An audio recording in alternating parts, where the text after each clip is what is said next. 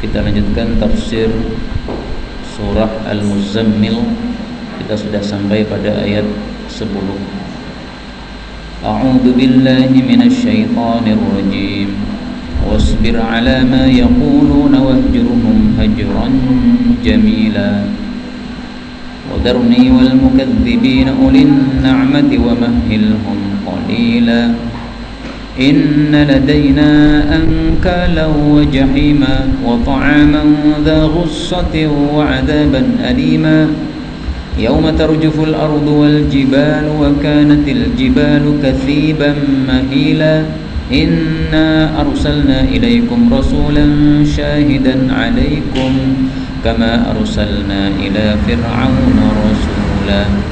فعصى فرعون الرسول فأخذناه أخذا وبيلا فكيف تتقون إن كفرتم يوما يجعل الولدان شيبا السماء منفطر به كان وعده مفعولا إن هذه تذكرة فمن شاء اتخذ إلى ربه سبيلا. Alhamdulillahi Rabbil Alamin. Allahumma arhamna bil Qur'ani amin. Allah subhanahu wa ta'ala berkalam kepada Nabiyyuna Muhammadun sallallahu alaihi wasallam. Wasbir, dan sabarlah. Sabar itu artinya menahan. Tahanlah dirimu, sabarlah. Ala ma yaqulun, atas apa saja yang mereka orang-orang kafir ucapkan, yaitu ejekan kepada Rasulullah sallallahu alaihi wasallam. Wahjurhum, dan hijrailah mereka, maksudnya tinggalkanlah mereka. Hajran jamila, dengan peninggalan yang bagus. Tinggalkanlah secara bagus. Bapak Ibu rahimani wa rahimakumullah, ayat ini menunjukkan bahwasanya orang-orang kafir mengejek Rasulullah sallallahu alaihi wasallam dengan ejekan yang sangat banyak. Karena itulah Allah mengatakan wasbir ala ma, semua yang diucapkan oleh orang-orang kafir. Ma itu artinya semuanya. Apa saja yang diucapkan oleh orang-orang kafir, kalau kita kumpulkan dalam Al-Qur'an itu ada 4 perkataan. Mereka mengatakan Nabi Muhammad sahir, penyihir. Mereka mengatakan majnun, gila. Mereka menyatakan kahin, dukun. Mereka juga mengatakan syair, tukang syair. Nah, ini semuanya 4 ejekan orang kafir kepada Nabi yang ditulis di dalam Al-Quran. Disuruh Nabi untuk bersabar. Adapun dalam hadis disebutkan juga bahwasanya Rasulullah sallallahu alaihi wasallam diejek dengan mengubah namanya menjadi nama yang maknanya bertolak belakang. Nama beliau Muhammad, tapi kemudian dipanggil Muzammam. Muzammam itu artinya kebalikan Muhammad. Dalam Sahih Bukhari disebutkan bahwasanya Rasul sallallahu alaihi wasallam bersabda, "Ala ta'jabun? Tidakkah kalian takjub? Kaifa yasrifullahu anni? Bagaimana Allah itu memalingkan dari saya syatma Quraisyin wa la'nahum, celaan orang Quraisy dan laknatan mereka." Apa maksudnya? Yashtimuna mudhammaman, mereka mencela orang yang bernama Muzammam. Muzammam itu artinya orang yang tercela. Wa yal'anuna mudhammaman, dan mereka mencela orang yang bernama Muzammam. Wa ana Muhammad, sementara saya ini namanya Muhammad. Jadi orang-orang kafir itu dalam syair-syair mereka mengejek Nabi Muhammad SAW dengan sebutan Muzammam ini. Misalnya, Muzammaman abaina wa dinahu abaina, ya. Nah, maka ini kata-kata Muzammam ini, nama Muzammam ini maksud mereka adalah menyebut Nabi Muhammad SAW. Rasulullah tidak menanggapi, beliau diam. Ketika beliau berjalan misalnya, kemudian dipanggil oleh orang, wahai Muzammam, beliau tidak menoleh, tapi terus lanjut. Nah, ini namanya dipalingkan celaan kepada Nabi Muhammad SAW. Maka di sini kita dapatkan pelajaran bahwa kalau kita dicela itu hendaklah kita melakukan 2 sikap. Yang pertama, isbir, sabarlah. Sabar itu artinya menahan diri, okay? Tidak usah menanggapi, sabar. Kemudian sikap yang kedua adalah hajron jamila, tinggalkan dengan baik. Bagaimana meninggalkan dengan baik? Para ulama mengatakan bila itab. Maksudnya kita meninggalkan mereka tanpa kita mencela mereka. Jadi diam. Jadi kalau diejek itu sunnahnya apa? Diam. Kalau kita diejek sunnahnya adalah diam. Bagaimana kalau kita membalas? Ya boleh membalas, tapi harus membalasnya yang seimbang. Kalau kita khawatir tidak seimbang, tidak usah membalas. Karena kalau kita membalasnya tidak seimbang, kita membalas dengan lebih, nah ini kita menanggung dosa lebihnya ini. Kalau kita membalasnya sama, ini masih diizinkan oleh Allah. Tapi kalau tidak membalas, nah maka inilah yang terbaik yang diperintahkan oleh Allah pada ayat ini, wahjurhum hajran jamila. Karena itulah Rasulullah sallallahu alaihi wasallam menasihati kita. Bagaimana kalau ada orang mencela kita? Rasulullah mengatakan, wa ini mur'un syatamak, kalau ada seseorang mencela engkau, wa ayyaraka bi amrin laisa huwa fik, dan mencaci engkau dengan sesuatu yang tidak ada pada dirimu, berarti dituduh. Kalau ada orang menuduhmu, fala tu'ayyirhu, kamu jangan membalas untuk mencela dia, bi amrin huwa fih, dengan satu perkara yang meskipun betul-betul ada dalam dirinya, tetap tidak boleh. Tidak bolehnya ini maksudnya lebih baiknya enggak. Wada'hu, dan tinggalkan dia, tidak usah digubris. Supaya apa? Yakunu wabaluhu alaih, dosanya atau akibat buruknya kembali kepada si pencela, wa ajruhu laka, sementara pahalanya untuk engkau. Kemudian beliau berpesan, wala tasubbanna ahada, bahkan engkau jangan mencela satu orang pun. Ini hadis sahih diriwayatkan oleh Ibnu Hibban. Nah, ini sunnah yang tampaknya sudah banyak dilalaikan orang. Rata-rata orang kalau dicela pasti apa? Marah. Rata-rata orang kalau dituduh pasti membalas. Tapi Allah menyuruh kita untuk wasbir, sabar, hajran jamila, tinggalkan dengan baik. Maka sebenarnya Quran ini cukup untuk kehidupan kita. Tapi sayangnya banyak di antara kita baca Quran hanya sekedar baca, tapi tidak dipahami maknanya. Coba kalau kita membaca dengan memahami maknanya, ternyata Quran ini cukup untuk kehidupan kita. Bagaimana kalau kita dicela orang? Bagaimana kalau kita dituduh orang? Sudah ada jawabannya dalam surat Al-Muzammil. Wasbir ala ma yaqulun wahjurhum hajran jamila. Sudah ada. Karena itulah Bapak Ibu rahimani wa rahimakumullah, Al-Quran ini sebagaimana kata Allah subhanahu wa ta'ala di dalam surat Al-Isra ayat 9, inna hadzal qur'ana yahdi lillati hiya aqwam, sesungguhnya Al-Quran itu menunjuki kepada sesuatu yang lebih lurus. Jadi kalau pengen hidup kita lebih baik, lurus, lebih sempurna, nah ini Quran. Maka marilah kita pelajari Quran ini, tidak hanya membacanya saja, tapi juga dipahami maknanya. Kemudian saya katakan tadi bahwasanya mayaqulun, apa yang diucapkan oleh orang-orang kafir ini ada 4 dalam Quran. Nah, mari kita tampilkan ayatnya.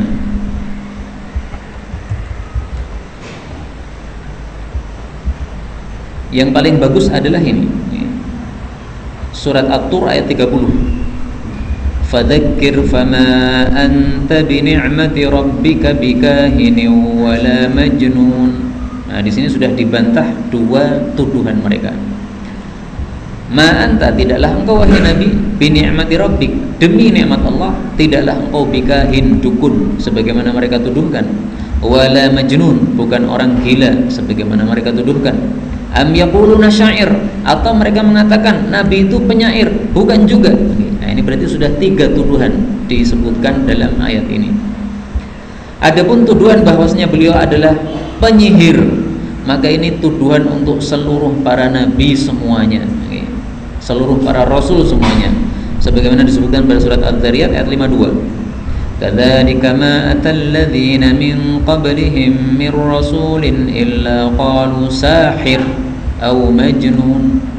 Seperti itulah tidaklah datang kepada orang-orang sebelum mereka seorang rasul kecuali mereka mengatakan kepada rasul tadi sahir, dia ini adalah tukang sihir, au majnun, atau dia ini adalah orang gila. Nah, maka ini 4 tuduhan kepada Nabi Yuna Muhammad SAW, dan beliau bisa sabar. Karena itu kalau kita dituduh orang dengan tuduhan yang lebih ringan daripada 4 ini, kenapa tidak bisa sabar? Sementara Nabi saja dituduh dengan tuduhan 4 ini bisa sabar. Tapi memang sabar itu dengan pertolongan siapa? Allah Subhanahu wa ta'ala. Nabi saja tidak mungkin sabar tanpa ditolong oleh Allah. Allah mengatakan, wasbir, sabarlah kamu wahai Nabi, wa ma sabruka illa billah. Tidaklah kamu bisa sabar kecuali dengan pertolongan Allah. Nah, maka sekarang udah jelas ya. Kalau orang menuduh kita, orang mengejek kita, ada 3 pilihan. Pilihan pertama paling jelek, kita membalas dengan balasan lebih, kita akan dosa. Pilihan kedua, kita membalas setimpal, maka tidak ada masalah, tetapi kita tidak dapat pahala. Pilihan ketiga, kita sabar, diam, tinggalkan, kita dapat pahala. Pilih mana kira-kira? Apakah pilih nomor 1 berarti kita pilih dosa, atau pilih nomor 2 karena itu hak kita, ataukah pilih nomor 3 karena kita mengutamakan pahala? Kalau kita pengen termasuk orang-orang yang baik yang dipuji oleh Allah, niscaya kita pilih nomor 3, yaitu tidak menjawab, tidak menggubris, karena Allah sudah menyebutkan pada surat Az-Zumar ayat 17, fabashir ibad, berilah kabar gembira hamba-hambaku, alladzina yastami'una al-qaul, yaitu orang-orang yang mendengarkan ucapan, fayattabi'una ahsanah, lalu mereka itu mengikuti yang terbaik. Nah, 3 pilihan tadi, paling jelek, sedang, terbaik. Pilih yang terbaik.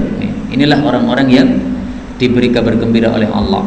Ulaikal ladzina hadahumullah, merekalah orang-orang yang diberi hidayah oleh Allah. Wa ulaika hum ulul albab, merekalah orang-orang yang punya fikiran yang jernih atau fikiran yang lurus. Mudah-mudahan kita termasuk orang-orang yang ulul albab. Amin ya rabbal alamin. Kemudian Allah mengatakan, wadharni, dan biarkanlah saya Allah, wal mukadzibin, dan orang-orang yang mendustakan, yaitu mendustakan Nabi Muhammad SAW, atau mendustakan Al-Quran. Siapa mereka? Ulin na'mah, orang-orang yang memiliki nikmat, maksudnya orang-orang yang kaya-kaya. Wa mahilhum, dan berilah tempo kepada mereka, qalila, sedikit atau sebentar. Jadi Allah mengatakan bahwasanya orang-orang yang mendustakan Quran dan mencela Nabi Muhammad itu akan dibereskan oleh Allah. Karena itu biarkan saya akan bereskan mereka. Kamu wahai Nabi, tugasmu itu adalah menyampaikan dakwah, bukan mengurusi orang-orang yang menuduh. Nah, ini para ulama juga begitu, Pak. Ulama itu kan pewaris Nabi ya. Namanya pewaris Nabi itu pasti nanti akan ada tuduhan ditujukan kepada dia. Nah, kalau ulama ini cerdas, dia akan lanjut terus, karena tugasnya itu adalah mendakwahkan Islam. Dia nggak peduli mau dituduh apa, mau dicela apa, lurus terus, dakwahnya terus saja, nggak akan dipedulikan. Kenapa? Yakin bahwasanya kalau dia tidak akan menggubris itu Allah akan mengurusi. Sebagaimana dalam ayat ini, wadharni, Allah mengatakan biarkan saya akan urusi. Karena itu, kalau kita mengikuti apa yang dilakukan oleh Nabi, maka kita akan mendapatkan pertolongan Allah sebagaimana pertolongan yang diberikan kepada Nabi Sallallahu Alaihi Wasallam. Kemudian kita ambil beberapa faedah dari ayat ini. Faedah yang pertama, al-mukadzibin, orang-orang yang mendustakan Quran, ulin na'mah, orang-orang kaya. Jadi ini menunjukkan bahwasanya kekayaan itu kadang-kadang menyebabkan kekafiran. Abu Jahal, Abu Lahab, tokoh-tokoh kafir Quraisy itu rata-rata orang kaya itu. Nah, mereka karena kekayaannya merasa lebih. Kemudian disuruh iman kepada Nabi Muhammad, nggak mau. Mereka merendahkan Nabi Muhammad SAW. Muhammad itu siapa? Dia anak yatim. Dia bukan orang kaya, dia orang miskin. Dia hanya pekerjanya Khadijah saja. Kenapa kita harus tunduk kepadanya? Nah, maka ini menunjukkan bahwasanya kekayaan itu kadang-kadang apa? Menyebabkan melampaui batas. Rasulullah sallallahu alaihi wasallam menyebutkan, badiru bil a'mali sab'an, bersegeralah melakukan amalan-amalan sebelum 7 perkara. Ma tantadhiruna illa faqran munsiya, tidaklah kalian itu menunggu kecuali fakir yang menyebabkan lupa, au ghinan mudghiya, atau kaya yang menyebabkan melampaui batas. Nah, ini jelas, kaya itu bisa menyebabkan apa? melampaui batas. Kira-kira bahaya mana, Pak? Kaya atau miskin? Bahaya mana? Ada hadis yang terkenal, katanya fakir itu mendekatkan kepada kemiskinan. Kadal faqru ayyakuna kufran. Nyaris fakir itu menyebabkan kufur. Saya katakan bahwa ini hadisnya derajatnya dhaif, enggak benar nih. Nyaris fakir mendekatkan kepada kufur. Artinya fakir itu bisa menyebabkan orang kepada kufur. Ya memang bisa juga. Gara-gara fakir kemudian ditawari mie dan sebagainya kalau zaman dulu gitu. Kemudian masuk Kristen. Itu bisa. Tetapi mana lebih bahaya antara fakir dengan kaya? Rata-rata itu bisa aman ketika fakir atau bisa aman ketika kaya. Ternyata kalau kita lihat cerita-cerita dalam Quran, itu banyak yang lebih aman ketika fakir. Contohnya Qarun. Qarun dulu ketika fakir adalah siapa? Pengikutnya Nabi Musa alaihi salatu wassalam. Tapi setelah diberi kaya, kafir kepada Allah. Baca surat Al-Qasas ayat 76. Inna Qarun, sesungguhnya Qarun kana adalah dulu ketika fakir, min qaumi Musa, termasuk kaumnya Nabi Musa, pengikut Nabi Musa alaihi salatu wassalam. Tapi kemudian setelah kaya, fabagha alaihim, lalu dia melampaui batas terhadap mereka, terhadap orang-orang yang lain. Kapan itu melampaui batasnya? Ketika kaya. Wa atainahu minal kunuz, ketika sudah diberi oleh Allah kekayaan-kekayaan yang melimpah.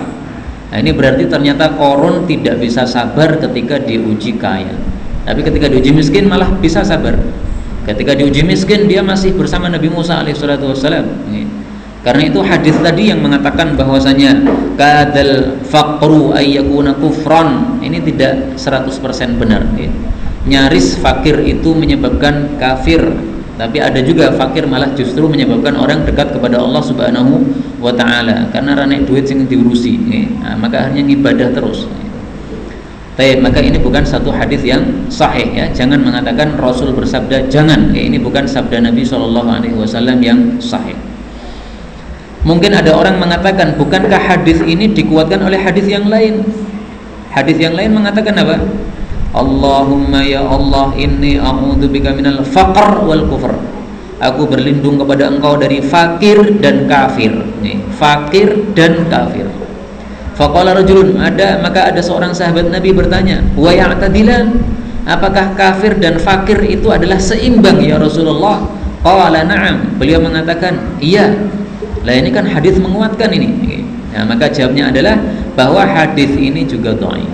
Hadis ini diriwayatkan oleh Ibnu Hibban, dalam sanadnya ada rawi yang dhaif. Maka ini dua-duanya hadis yang dhaif, jangan diyakini sebagai sabda Nabi sallallahu alaihi wasallam.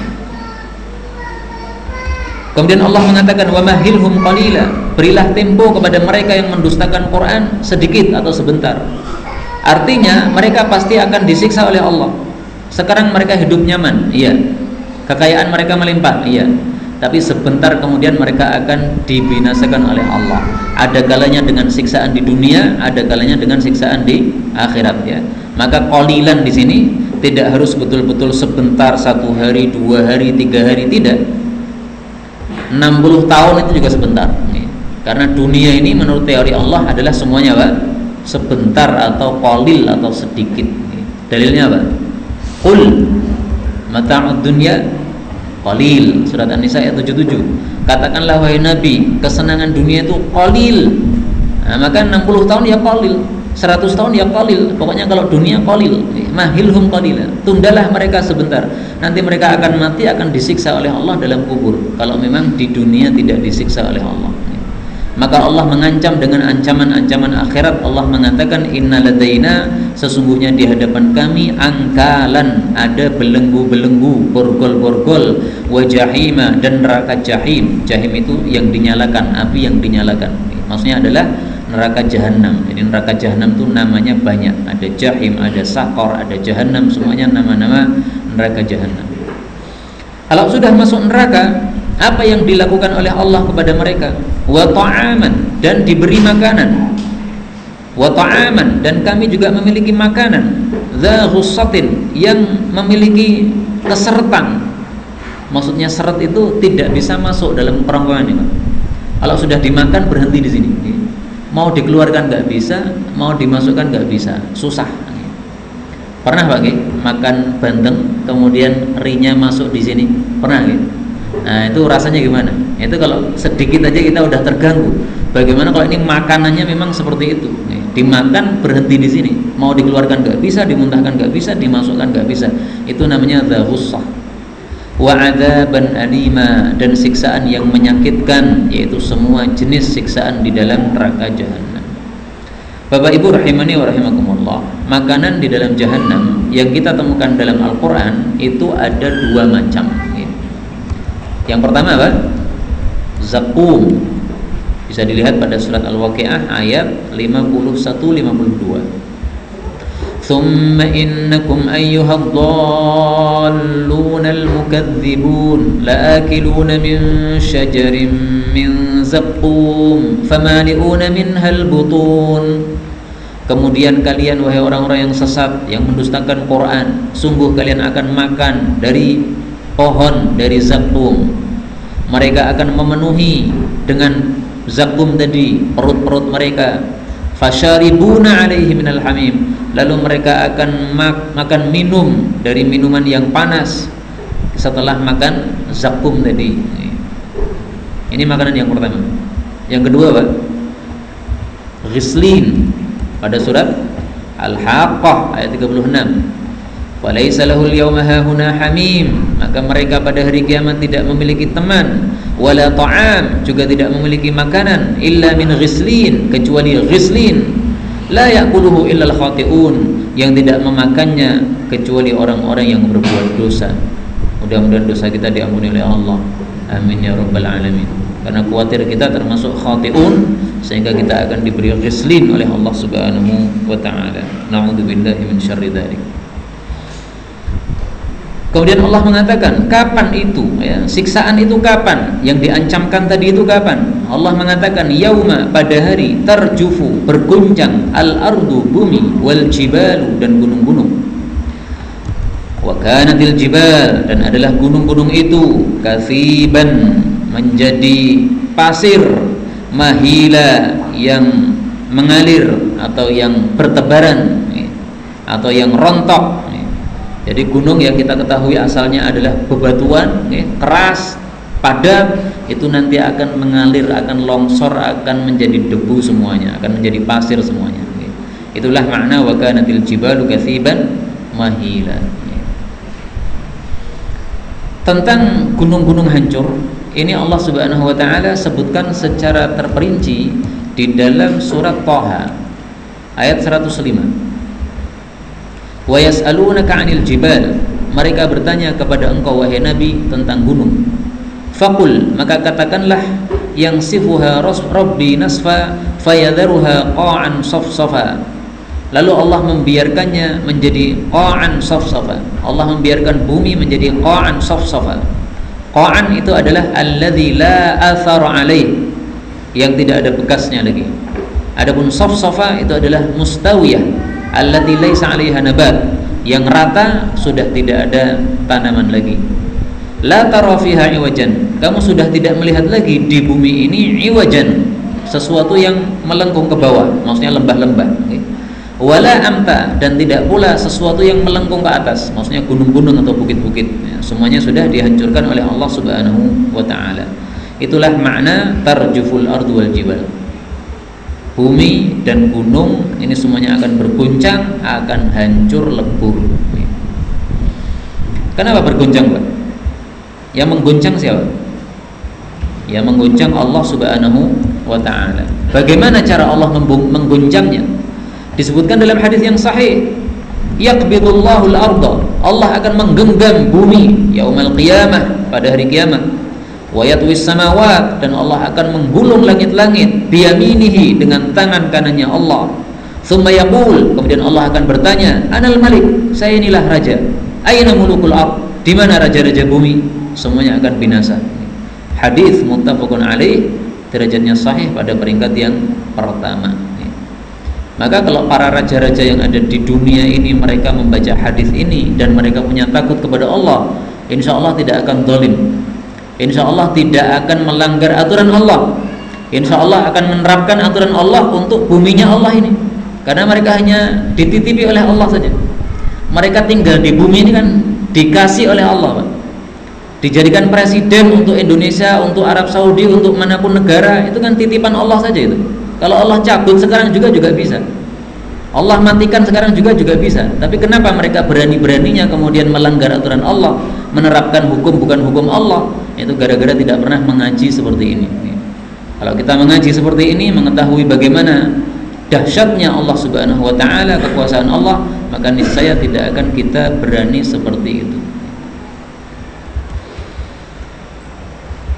Kemudian Allah mengatakan, inna sesungguhnya kami Allah arsalna, kami telah mengutus ilaikum kepada kalian wahai para manusia, rasulan, seorang rasul, seorang utusan, syahidan alaikum, yang menjadi saksi terhadap kalian. Kama sebagaimana arsalna, kami telah mengutus ila fir'auna, kepada Fir'aun, rasulan, seorang rasul, yaitu Nabi Musa alaihi salatu wassalam. Yang dimaksud syahidan, menjadi saksi, itu adalah menjadi saksi terhadap amal-amal manusia. Jadi Nabi Muhammad sallallahu alaihi wasallam nanti akan menjadi saksi terhadap amal-amal umatnya semuanya, sebagaimana disebutkan pada surat An-Nisa ayat 41. Fa kaifa idza ji'na min kulli ummatin bisyahid, bagaimana apabila kami nanti mendatangkan dari setiap umat ada seorang penyaksi, yaitu para nabi mereka. Wa ji'na bika, dan kami akan mendatangkan engkau nanti pada hari kiamat, ala haula, terhadap mereka kaummu, syahidan, sebagai saksi juga. Nah, ditafsiri oleh para ulama yaitu saksi terhadap amal-amal kita. Maka Rasulullah SAW itu diperlihatkan oleh Allah bagaimana amalan umatnya. Kita melakukan kebaikan diperlihatkan kepada Nabi Muhammad SAW. Kita melakukan keburukan juga diperlihatkan kepada Nabi Muhammad Sallallahu Alaihi Wasallam. Bahkan juga dihadapkan kepada Nabi Muhammad Sallallahu Alaihi Wasallam pahala-pahala amalan yang dilakukan oleh umat beliau.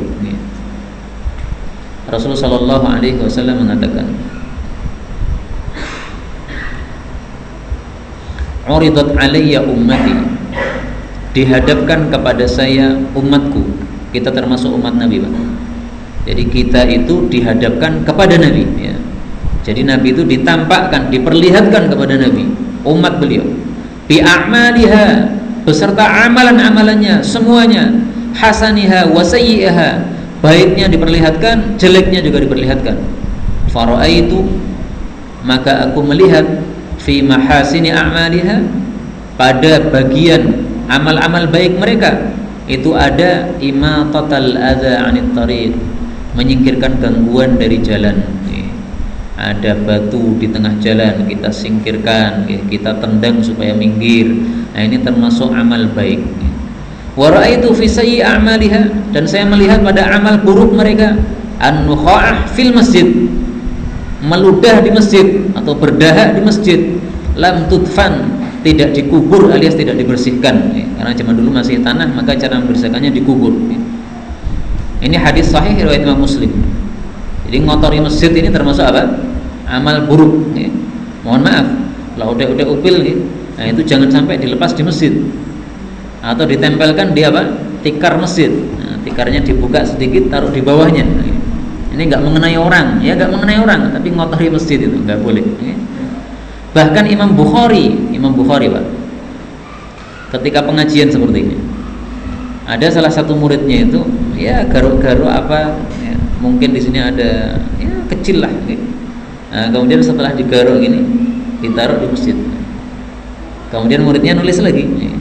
Nah, maka Imam Bukhari ini sembunyi-sembunyi dia ngambil kotoran tadi, kemudian disimpan, mungkin di kantongnya, nah, dikeluarkan di masjid. Jadi beliau tidak rela kalau ada kotoran kecil, sekecil apapun, dilemparkan di masjid, nggak rela, karena ini termasuk keburukan. Nah, inilah makna syahidan, ya, penyaksi, yaitu penyaksi terhadap semua amal umatnya. Maka marilah kita tampakkan kepada Nabi Sallallahu Alaihi Wasallam dan juga kepada Allah amalan-amalan yang baik, ya. Allah Subhanahu wa taala mengatakan, wa qul i'malu fasayarallahu 'amalakum wa rasuluhu. Katakanlah wahai Nabi, i'malu, beramallah kalian wahai umatku, fasayarallahu 'amalakum, Allah akan melihat amal kalian, wa rasuluhu, dan Rasulullah juga akan melihat amal kalian, wal mu'minun, bahkan seluruh umat beriman akan melihat amal kalian. Nah, maka mari kita tampakkan yang baik-baik, kita tampakkan kepada Allah amalan-amalan yang baik supaya Allah ridha kepada kita.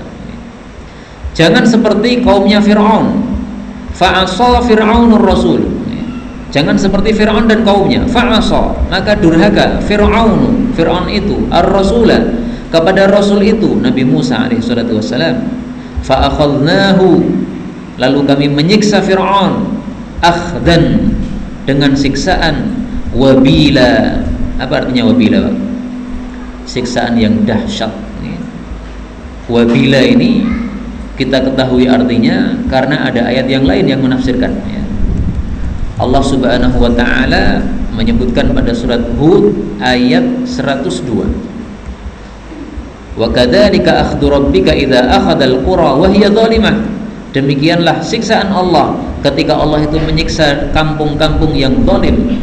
Inna akhdahu, sesungguhnya siksanya Allah alimun syadid. Syadid itu artinya apa? Dahsyat. Nah, maka wabila artinya juga dahsyat. Karena ini saling menafsirkan. Akhdan wabila itu sama dengan akhdan syadida. Bapak Ibu rahimani wa rahimakumullah. Ternyata kesesatan merajalela di mana-mana. Tidak hanya di Indonesia ini. Banyak orang-orang sesat tampil di televisi-televisi, di YouTube dan sebagainya. Kemudian memberikan kajian-kajian, pengikutnya banyak, ribuan bahkan jutaan. Padahal yang disampaikan adalah sesuatu yang jelas salahnya. Tapi ternyata banyak juga yang suka. Contohnya adalah dalam hal ini. Dalam hal ini sangat jelas Fir'aun itu kafir, fa'asa Fir'aunur rasula. Dan sangat jelas bahwasanya Fir'aun itu kafirnya sampai mati. Fa'akhadnahu akhdan wabila, sampai disiksa oleh Allah itu masih kafir. Tapi muncul ada orang bodoh, mereka kemudian mengatakan yang disiksa oleh Allah itu bukan Fir'aun, itu hanya pengikut Fir'aun saja. Fir'aunnya selamat karena Fir'aunnya akhirnya masuk Islam, kata dia. Dan ini yang mengikuti dia, ceramah dia banyak sekali. Saya lihat Masya Allah jutaan itu yang mengikuti ceramah dia. Ini kesesatan kok gampang sekali diikuti orang, heran juga. Padahal sangat jelas nih, fa'asa Fir'aun. Adapun mereka yang mengatakan bahwasanya Fir'aun itu tidak sesat, Fir'aun itu akhirnya masuk Islam, itu hanya berdalil dengan ayat-ayat yang lain yang tidak jelas menunjukkan itu. Misalnya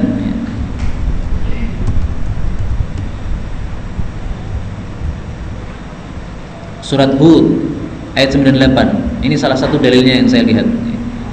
Dia mengatakan, orang sesat ini mengatakan, yaqdumu qaumahu yaumal qiyamah fa'awradahumun nar wa bi'sal wirdul mawrud. Yaqdumu qaumahu yaumal qiyamati fa'awradahumun nar. Fa'awradahum, lalu Fir'aun itu memasukkan mereka, para pengikutnya, an-nar, ke dalam api neraka. Kata dia, berarti yang masuk neraka itu pengikutnya. Kan fa'auradahum, Fir'aun memasukkan mereka ke neraka. Berarti Fir'aunnya enggak dong, mereka yang masuk neraka. Ini ngawur seperti ini. Ini berarti motong ayat ini. Bukankah di sini yaqdumu qaumahu, dia itu mendahului kaumnya, yaitu sebagai orang yang pertama yang datang pada waktu itu, yaumal qiyamah, pada hari kiamat. Fa'auradahumun nar, lalu memasukkan mereka dalam neraka. Artinya dia dulu masuk dalam neraka, kemudian yang lain-lain juga ikut masuk ke dalam neraka. Nah, ini ayat-ayat yang tidak jelas seperti ini, tidak jelas menunjukkan bahwasanya Fir'aun ini tidak dibakar, kemudian dianggap itulah yang jadi pedoman. Sementara ayat-ayat yang seperti ini, fa'asa Fir'aunur rasul, yang sangat jelas Fir'aun itu betul-betul kafir, fa'akhadnahu akhdan wabila, sampai disiksa berarti sampai mati, itu malah tidak dipakai. Allah mengatakan, fakaifa, maka bagaimana tattaqun, kalian itu takut, in kafartum, jika kalian kafir, yauman, terhadap hari, yaj'alul wildana, yang menjadikan anak-anak, shiba, menjadi beruban. Kata-kata yauman, hari, ini bisa dimaksudkan fa kaifa tattaquna yauman, bagaimana kalian itu bisa takut kepada hari kiamat, yang hari kiamat itu menjadikan anak-anak menjadi beruban. Bisa begitu maknanya. Bisa juga bermakna in kafartum yauman, bagaimana kalian bisa takut kepada Allah kalau kalian itu kafir kepada satu hari, yaitu hari kiamat, yang menjadikan anak-anak beruban. Maka yauman ini boleh menjadi maf'ul atau menjadi objek untuk kata-kata kafartum. Berarti kafartum yauman, kalian mengkafiri hari kiamat. Boleh juga yauman ini menjadi objek untuk kata-kata tattaqun, berarti tattaquna yauman, kalian itu takut kepada hari kiamat. Sementara in kafartum ini adalah kalimat sisipan. Kalau kalian kafir, bagaimana kalian itu bisa takut kepada hari kiamat, yang hari kiamat itu menjadikan anak-anak kecil menjadi beruban. Dan tafsir ini yang lebih disukai oleh Ibnu Katsir. Jadi lebih baik kata-kata yauman ini sebagai objek dari kata-kata tattaqun. Bagaimana kalian bisa takut kepada satu hari yang hari kiamat itu adalah menjadikan anak-anak kecil menjadi beruban. Dan menurut saya ini sangat bagus pendapat Ibnu Katsir bahwa tafsir ini lebih baik. Karena apa? Karena semakna dengan kalam Allah yang lain yang sangat banyak sekali. Allah Subhanahu wa taala mengatakan, wattaqu yauman la tajzi nafsun an nafsin syai'a, takutlah kepada hari kiamat yang satu jiwa tidak bisa membalas terhadap jiwa yang lain. Wattaqu yauman la tajzi nafsun an nafsin syai'a, wattaqu yauman turja'una fihi ila Allah, takutlah kalian kepada satu hari yang kalian akan dikembalikan pada hari tersebut kepada Allah. Jadi ini Allah berkali-kali menyuruh kita untuk takut kepada hari kiamat. Nah, maka di sini juga begitu. Tattaquna, kalian takut, yauman, kepada satu hari yang menjadikan anak-anak menjadi beruban. Inilah Bapak Ibu rahimani wa rahimakumullah, kalau kita membaca banyak ayat itu jadi mengerti tafsir mana yang kira-kira lebih baik. Boleh tattaquna yauman, boleh kafartum yauman, juga boleh. Tafsirnya sama-sama benar. Tapi mana lebih utama tafsir itu? Lebih baik tattaquna yauman atau kafartum yauman? Nah, kalau kita bandingkan dengan ayat-ayat yang lain, maka tafsiran tattaquna yauman, kalian takut kepada hari kiamat, ini lebih baik karena semakna dengan ayat-ayat yang lainnya, ya. Karena Allah Subhanahu wa taala sudah menyebutkan bahwasanya Al-Quran itu adalah mutasyabihan. Al-Quran itu adalah serupa-serupa ayatnya. Allahu nazzala ahsanal hadithi kitaban mutasyabihan. Allah itu telah menurunkan sebaik-baik ucapan, yaitu satu kitab yang serupa maknanya, ayat-ayatnya serupa, maka kita tafsirkan satu ayat dengan ayat yang lain. Inilah bagusnya kalau kita sering baca Quran, sehingga bisa membanding-bandingkan atau menyamakan ini ayat ini serupa dengan ayat ini, sama dengan ayat ini, nah, sehingga tafsirannya jadi lebih bagus. Baik, kemudian apa yang dimaksud yauman yaj'alul wildana shiba ini? Hari kiamat menyebabkan anak-anak beruban. Kenapa ini? Mari kita lihat penjelasan dari Rasulullah sallallahu alaihi wasallam. Rasulullah bicara panjang lebar tentang Dajjal, bahwasanya dia itu akan muncul di tengah-tengah umat ini selama 40 hari, ya. Tapi 40 harinya ini, satu hari pertama seperti 1 tahun, Pak. Satu hari kedua seperti 1 bulan, satu hari ketiga seperti 1 pekan, kemudian hari lainnya sama dengan hari-hari biasa. Ini 40 hari. Kemudian Allah kirimkan Nabi Isa yang rupanya itu seperti Urwah bin Mas'ud Ats-Tsaqafi, ini seorang sahabat Nabi. Lalu dicari oleh Nabi Isa, lalu dibunuh oleh Nabi Isa, ini si Dajjal ini. Kemudian Nabi Isa tinggal 7 tahun bersama kita umat Islam. Tidak ada permusuhan antara dua orang pun, jadi sesama muslim semuanya nanti akan bersatu, okay? Nah, tidak seperti sekarang, ya. Kemudian Allah akan kirimkan itu angin yang dingin dari arah Syam, sehingga semua orang mukmin yang ada di bumi ini dicabut nyawanya oleh angin tadi yang mati. Sampai-sampai kalau ada seseorang di antara kita yang masuk di bagian dalam gunung, pasti akan dicari oleh angin tadi, akhirnya mati juga, sehingga yang tersisa hanyalah syirarun nas, orang-orang jelek.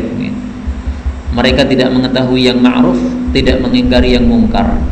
Lalu setan muncul kepada mereka, kemudian mengatakan, ala tastajibun, maukah kalian itu mengijabahi perintah saya? Maka mereka mengatakan, kamu suruh apa? Maka setan menyuruh lagi untuk menyembah berhala-berhala. Mereka pun menyembah berhala.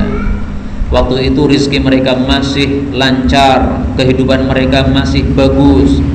Maka pada waktu itu yunfakhu fis-sur, tiba-tiba ditiupkan sangkakala yang pertama, maka hancur seluruh alam semesta ini. Kemudian ditiupkan tiupan yang kedua, akhirnya mati semua manusia, semua makhluk hidup ini. Kemudian yunfakhu fihi ukhra, kemudian ditiup tiupan yang ketiga, fa idahum qiyamun yanzurun, maka semua makhluk bernyawa akan bangkit lagi. Tsumma yuqal, kemudian dikatakan, ya ayyuhan nas, wahai manusia, halumu ila rabbikum, mari kumpul kepada Allah. Waqifuhum innahum mas'ulun. Tsumma yuqal, kemudian dikatakan, akhriju ba'san nar, keluarkanlah orang-orang yang akan menjadi calon penghuni neraka. Ba'san nar, orang-orang yang akan dibangkitkan untuk masuk neraka. Fayuqalu min kam, maka ditanya, berapa yang harus masuk neraka, berapa? Ya, karena manusia ini banyak. Fayuqalu min kulli alfin tis'umi'atin wa tis'atun wa tis'un. Dari setiap 1000 manusia, itu yang masuk neraka adalah 999. Berarti yang masuk surga berapa? 1001, Pak. Nah, kira-kira kita ini masuk yang 1 atau masuk yang 999 gini? Mudah-mudahan masuk yang 1 gitu. Amin ya rabbal alamin. Dan ini hadis menyebabkan para sahabat kaget, Pak. Loh, kalau dari 1000 orang itu yang masuk neraka 999, terus 1 itu siapa ya Rasulullah? Para sahabat khawatir kalau mereka nggak termasuk yang 1 itu. Maka Rasulullah mengatakan bahwasanya dari kalian wahai umat Islam 1 itu, sementara 999 ini dari Ya'juj Ma'juj. Karena Ya'juj Ma'juj itu banyak sekali. Ya'juj Ma'juj itu kalau melewati satu telaga itu, tiba-tiba udah habis semua telaga itu, karena airnya habis diminum oleh mereka. Telaga besar, maka akan habis diminum oleh mereka. Waduk misalnya, nah itu dilewati oleh Ya'juj Ma'juj, semuanya minum tok nih Pak, tidak menyimpan, itu udah habis kering airnya. Fadzalika, maka hari itulah, yaumun, hari yang yaj'alul wildana, menjadikan anak-anak kecil, syiban, menjadi beruban, saking kagetnya. Jadi bukan rambutnya jegrap tok, bukan Pak, tapi beruban nih. Gara-gara apa? Kaget nih, saking dahsyatnya hari kiamat ini, sehingga semua orang akan beruban rambutnya apabila melihat kedahsyatannya. Wadzalika yaumun yukshafu an sak, dan itulah hari yang sangat dahsyat, atau hari di mana betisnya Allah akan disingkapkan. Hadis diriwayatkan oleh Imam Muslim, sahih. Nah, inilah yang dimaksud yauman yaj'alul wildana syiba. Hari kiamat yang menyebabkan anak-anak jadi beruban, karena ngerinya kejadian pada hari itu, banyak orang yang masuk neraka dan hanya 1 yang masuk jannah di antara 1000 orang. Saking beratnya hari kiamat ini, Allah mengatakan as-sama'u, langit itu munfatirun, akan pecah, bihi, gara-gara hari kiamat. Karena adalah wa'duhu, janji hari kiamat. Ini kembali kepada hari kiamat tadinya. Karena wa'duhu adalah janji yang dijanjikan pada hari kiamat itu, maf'ula, pasti terjadi, semuanya pasti akan terjadi. Semua ya, kejadian yang sudah dijanjikan oleh Allah dan Rasulullah akan terjadi pada hari kiamat itu pasti akan terjadi. Contohnya apa? Contohnya kejadian bahwasanya bumi ini nanti akan dijadikan oleh Allah menjadi apa? Satu roti. Bumi yang bundar ini, Pak. Ini nanti akan menjadi satu roti, kemudian akan dimakan oleh penghuni jannah. Rasulullah mengatakan takunul ardu, bumi ini akan menjadi yaumal qiyamati, pada hari kiamat nanti, khubzatan wahidah, satu roti. yatakafa'uhal jabbaru biyadihi, yang Allah menggenggamnya dengan telapak tangannya, kama yatakafa'u ahadukum khubzatahu fis safar, seperti seseorang di antara kalian menggenggam rotinya ketika safar, ketika dimakan. Nah, bumi ini digenggam oleh Allah untuk apa? Nuzulan li ahli jannah, untuk hidangan bagi ahli jannah. Hadis muttafaqun alaih. Nah, maka ini harus kita percaya, karena ini hadis muttafaqun alaih, sahih. Kalau hadis itu sudah sahih, kita tidak usah memakai akal lagi. Sahih gimana lagi? Allah mengatakan bumi akan jadi roti. Percaya nggak? Ya percaya. Loh, roti itu kan dari gandum. Lah bumi ini kan dari tanah. Itu kan pakai nalar. Jangan pakai nalar. Ini sabda Nabi SAW. Apa susahnya Allah menjadikan apa? Bumi yang asalnya apa? Tanah menjadi roti, yang kita tahu roti itu adalah gandum. Nggak ada masalah bagi Allah. Nggak ada yang susah bagi Allah. Allah cukup mengatakan kun, sudah apa? Udah selesai, udah. Nah, maka teori kita adalah kalau hadis itu sahih, terima, tidak usah pakai nalar. Kalau pakai nalar kemudian menolak hadis sahih, itu berarti bodoh. Karena apa? Karena nalar kita itu sangat sempit, sangat sederhana, sangat tidak sempurna, sangat lemah, sehingga tidak bisa memikirkan segala sesuatu. Bukankah Allah Subhanahu wa taala mengatakan, "Wa khuliqal insanu dha'ifa." Surat An-Nisa ayat 28. Manusia diciptakan dalam keadaan lemah, termasuk lemah akalnya, sempit akalnya, sehingga tidak bisa menalar segala sesuatu. Ada seorang ulama di Mesir, doktor terkenal, tidak usah saya sebutkan namanya, sudah wafat nih. Dia mengatakan hadis bahwasanya kalau ada lalat masuk minuman kemudian hendaklah dicelupkan semuanya, itu tidak masuk akal, sehingga tidak dapat dijadikan dalil meskipun riwayat Bukhari Muslim katanya. Nah, ini dokter sesat kayak begini. Ini mending tidak usah jadi dokter daripada apa? Jadi dokter kemudian kepintaran malah sesat. Pokoknya kalau sudah sahih udah terima aja. Ada juga orang mengatakan hadisnya sahih, riwayat Bukhari, bahwasanya Nabi SAW menikahi Aisyah usia berapa? 9 tahun. Katanya nggak masuk nalar ya, karena nalarnya sempit. Kalau nalarnya longgar, masuk nalar sekali. Karena Rasulullah SAW itu manusia yang luar biasa. Maka cocok untuk wanita 50 tahun, cocok untuk wanita 9 tahun, cocok untuk wanita cewek 16 tahun, cocok untuk 30 tahun. Istrinya Nabi itu kan macam-macam, Pak. Ada yang tua seperti Nabi, seperti Saudah itu tua. Ada yang sangat muda seperti Aisyah itu 9 tahun. Ada yang ya muda, cukup muda kalau di kalangan kita ya, 16 tahun itu usianya Sofiyah ketika dinikahi oleh Nabi. Juwairiyah itu 18 tahun ketika dinikahi oleh Nabi. Kemudian ada yang usianya 30 tahun atau 28 tahun, itu Hafsah putrinya Umar gitu. Macam-macam. Tapi semuanya cocok untuk Nabi SAW. Kenapa? Beliau manusia luar biasa. Tapi kalau kita gunakan untuk diri kita, kita sekarang ini misalnya dinikahkan dengan yang 9 tahun, mungkin nggak cocok karena itu kita. Tapi kalau untuk Nabi SAW maka apa? Cocok aja. Ya, beliau adalah orang yang sangat sempurna, sehingga siapapun manusia berdekatan dengan beliau itu sangat cocok, sangat senang.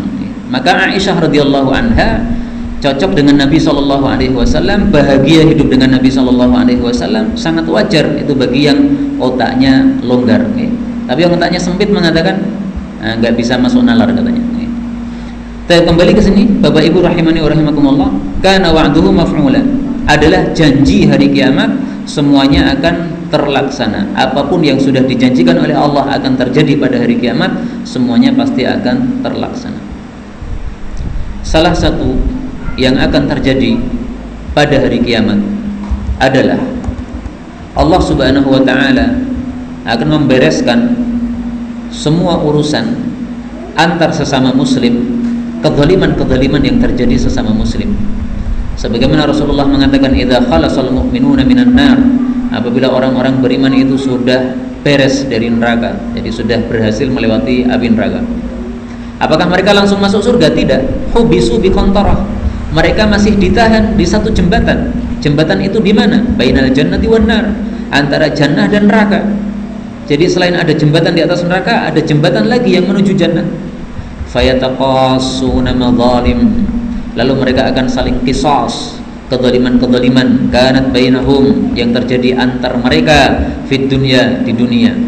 Hatta idza nuqu wa hudzibu, kalau sudah dijernihkan, dibersihkan, udzina lahum bidukhulil jannah, baru diizinkan untuk masuk jannah. Karena itu janganlah kita gara-gara kezaliman-kezaliman ini tidak jadi masuk jannah, tapi malah apa? Malah masuk neraka. Nauzubillahi min syarri dzalik. Karena ada orang-orang yang gara-gara kezaliman masuk neraka, sudah berhasil melewati neraka sebenarnya, tapi gara-gara masih ada urusan sesama muslim, zalim kepada sesama muslim, nuduh ini itu, mencela ini itu, mengambil harta ini itu milik orang lain, akhirnya disuruh untuk mengembalikan. Nah, mengembalikannya itu sudah tidak dengan uang lagi, tapi dengan pahala. Kamu punya pahala berapa? Kezalimanmu kepada orang ini berapa? Kalau pahalanya misalnya 100, sementara kezalimannya 10, suruh bayar 10, berarti pahalanya tinggal 90. Tapi kalau sebaliknya, pahalanya cuma 10, zalimnya 100, suruh bayar 100, padahal dia punya 10 tekor nih malahan. Maka malah dosa-dosanya orang-orang yang pertama ini tadi, yang dizalimi tadi, akan ditimbukkan kepada mereka, akhirnya dia masuk ke dalam neraka. Nauzubillahi min syarri dzalik. Karena itu Bapak Ibu rahimani wa rahimakumullah, bagi orang-orang yang yakin terhadap hari kiamat, niscaya dia akan berhati-hati jangan menzalimi kepada sesama muslim. Nanti akan berbahaya pada hari kiamat. Ini termasuk kana wa'duhu maf'ula, termasuk janji Allah yang pasti akan terjadi. Kemudian Allah mengatakan, menutup ayat-ayat ancaman ini dengan kalimatnya, inna hadhihi tadhkirah, sesungguhnya surat ini adalah peringatan. Hadhihi ini maksudnya surat ini, tadhkirah adalah peringatan. Faman syaa, maka barang siapa yang mau, ittakhadha ila rabbih sabila, dia mengambil jalan kepada Allah Subhanahu wa taala. Artinya setelah membaca ayat-ayat ini, marilah kita perbaiki diri. Setelah membaca ayat-ayat ini, marilah kita mengambil jalan menuju Allah Subhanahu wa taala, jalan menuju jannah, jangan jalan menuju neraka. Setelah kita membaca ayat ini, fa'asa fir'aunur rasul, maksiat kepada rasul, menyebabkan akhalnahu akhdan wabila, menyebabkan disiksa oleh Allah dengan siksaan yang dahsyat. Maka marilah kita tidak durhaka kepada Rasulullah sallallahu alaihi wasallam. Setelah kita membaca ayat ini, fa kaifa tattaquna in kafartum yauman, bagaimana kalian bisa takut kepada hari kiamat kalau kalian itu kafir kepada Allah Subhanahu wa taala. Nah, maka kita perlu untuk menambah iman kita kepada Allah, supaya kita betul-betul takut kepada hari kiamat, sehingga bisa berhati-hati atau lebih berhati-hati dari melakukan maksiat-maksiat. Bapak Ibu rahimani wa rahimakumullah, ayat yang terakhir turun dalam Al-Quran adalah ayat apa? Wattaqu yawman turja'una fihi ilallah. Ini menunjukkan berarti yang paling inti dari kita hidup adalah ini. Karena Quran ini kan turun banyak sekali ayat-ayatnya. Setelah banyak ayat yang turun, ternyata Allah menutup dengan kalimat ini. Ini ayat yang terakhir turun ini, ayat 281 dari surat Al-Baqarah. Setelah ayat ini sudah enggak ada lagi ayat yang turun. Wattaqu yawman turja'una fihi ilallah. Takutlah kalian kepada satu hari yang kalian itu dikembalikan dalam hari tersebut kepada Allah. Kalau sudah dikembalikan, lantas apa? Tsumma tuwaffa kullu nafsin ma kasabat. Kemudian disempurnakan balasan setiap jiwa dari apa yang sudah dilakukan. Kalau dilakukan baik, berarti balasannya baik. Kalau yang dilakukan buruk, berarti balasannya juga buruk. Wa hum la yuzlamun, mereka tidak dizalimi. Inilah nasihat Allah yang terakhir, supaya kita bertakwa atau takut kepada hari kiamat. Karena hari kiamat ini betul-betul mempertanggungjawabkan semua yang kita amalkan. Sekarang kita diberi kesempatan untuk berbuat baik, maka marilah kita berbuat baik. Dan nanti kalau sudah mati, sudah tidak bisa berbuat apapun juga, pahala dan amalan sudah berhenti sama sekali. Bapak Ibu rahimani wa rahimakumullah, kajian malam ini saya tutup dengan sabda Nabi sallallahu alaihi wasallam. Ketika Rasulullah sallallahu alaihi wasallam melewati satu kuburan, kemudian Rasulullah sambil menunjuk kepada kuburan ini, beliau mengatakan, raq'atani khafifatan, 2 rakaat yang ringan, yang tidak lama, membaca kulhu saja misalnya. Bima tahqirun, yang kalian remehkan karena ringannya. Wa tunaffilun, bahkan itu hanya salat sunnah. Yaziduhu ma hadza fi amali, apabila bisa ditambahkan oleh orang yang mati ini, yang ada di kuburan ini, apabila dia bisa hidup lagi kemudian melakukan salat tersebut, ahabbu ilaihi min baqiyati dunyakum, itu lebih dia sukai daripada seluruh isi dunia ini. Na'udzubillahi min syarri dzalik. Mudah-mudahan kita termasuk orang-orang yang tidak menyesal ketika mati, tetapi sudah membawa pahala yang baik ketika menghadap Allah Subhanahu wa taala. Amin ya rabbal alamin. Inilah yang dapat disampaikan, benarnya dari Allah Subhanahu wa taala, dan apabila ada salahnya fa astaghfirullahal azim li wa lakum.